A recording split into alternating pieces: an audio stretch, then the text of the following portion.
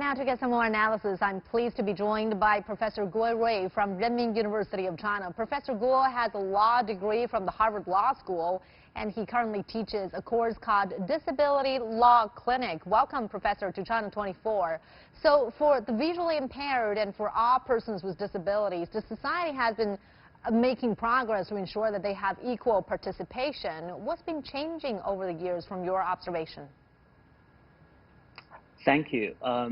Let me first give you a broad overview of the changes that have taken place in the past years regarding the equal participation for the persons with disability.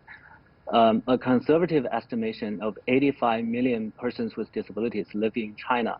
And of course, depending on how one defines disability, the numbers may be much higher. China has been striving to improve the living conditions of the persons with disability. In 2006, the Convention on the Rights of Persons with Disabilities, what we call CRPD, is the first human rights treaty of the 21st century, was adopted by the United Nations General Assembly. China is one of the first signatory countries to the convention. The Standing Committee of the National People's Congress of China approved the convention in 2008, and it went into effect in China. What CRPD represents is a shift from a medical model to a social model. The medical model emphasizes the personal reasons for all the negative results for the persons with disability, whereas the social model emphasizes the barriers exist in all aspects of social life that prevents them from being an equal part of the society. So it thus serves to empower persons with disabilities and ensure their active participation in political, economic, social, and cultural life in a respectful way. China has since improved the legal and policy system for the protection of the rights of persons with disabilities. For instance, in 2008, China revised the law on the protection of persons with disabilities. The revised law puts greater emphasis on such basic principles as prohibition of disability-based discrimination, equal opportunity, and accessibility as advocated by the convention. There are also some innovative approaches adopted in Chinese law. For example, to increase the number of persons with disability, including the visually impaired, in workplace, Chinese law requires a certain percentage of the workforce to be persons with disabilities. Otherwise, the employers have to contribute to a fund dedicated for improving the equal employment for persons with disabilities.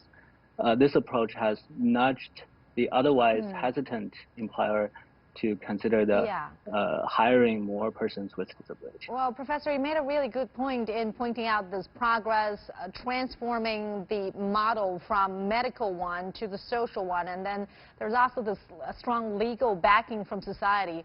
What do you see as lacking in those efforts? Where are the specific areas to improve? Yeah, improvements are still needed. Broadly, there are two areas of improvement. One is laws and policies, and the other is stereotypes in society.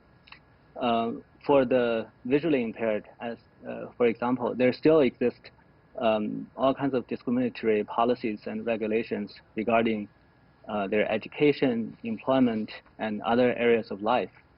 We need to improve the inclusiveness of education and workplace. The Ministry of Education offered some reasonable accommodation in national college entrance examination for the visually impaired students. But there could be more openness.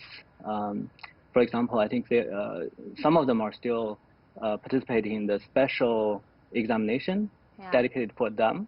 And some, I think, some disciplines are open for them. I think currently we could increase the reasonable accommodation by expanding some of the means, like electronic format of the exam paper, and open more schools to allow them to participate in a unified examination. Right. Okay. Yeah. So as recently, I think we see a lot of improvement, but we still have a lot to do. Yeah, that's encouraging. Thank you so much for your analysis, Professor Guo Rui. Appreciate it.